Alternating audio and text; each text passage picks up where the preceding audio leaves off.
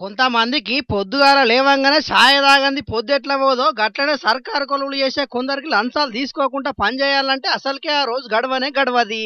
ఇగో చూసిండ్రు కదా, తలకాయ కింది దించుకున్న గీ ఆనిముత్యం సుతం గదే బాపతి జగిత్యాల పంచాయతీరాజ్ ఆఫీస్ లా ఏఈగా కొలువు చేస్తున్నాడట. ఈయన సర్కారు పనులు చేసే కాంట్రాక్టర్ల పనితనాన్ని చెకింగ్ చేసి బిల్లులు పాస్ చేసుడు ఈయన పనట.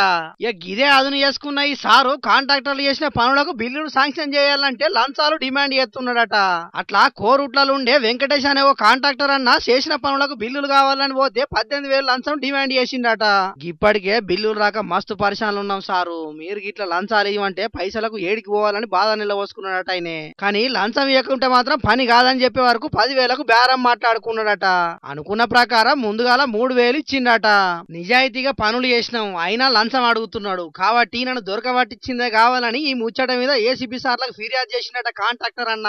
ఇగేమున్నది, ఏఈకి కాంట్రాక్టర్ 7,000 ఇస్తుంటే రెడ్ హ్యాండెడ్ గా పోయి పట్టుకున్నారు. ఇట్లా ఎన్ని సర్కార్లు మారినా ఎందరు లీడర్లు మారినా లంచగొండ ఆఫీసర్ అయితే పుట్టగొడుగుల కంటే ఎక్కువనే పుట్టుకొస్తున్నారు కానీ తగ్గుతూనే లేరు కదా. ఇసొంటోళ్ళ మీద సర్కారోళ్ళు కఠిన చర్యలు తీసుకుంటేనే గిళ్ళు మారుతారు. కానీ సర్కారోళ్ళు సస్పెండ్ చేసి ఇడిచిపెడుతున్నారు కాబట్టి గిళ్ళ పనితనం 3 పువ్వులు 6 కాయ లెక్క సాగుతున్నది. కదే కొలువులకించి డిస్మిస్ చేస్తే ఇంకో వాళ్ళగా గిసొంటి ఆఫీసర్లు మళ్ళా వాళ్ళగా గాన రాకుండా అవుతారని అనబట్టిరు చాలా మందికి లంచాల ముచ్చటెరికైన పబ్లిక్.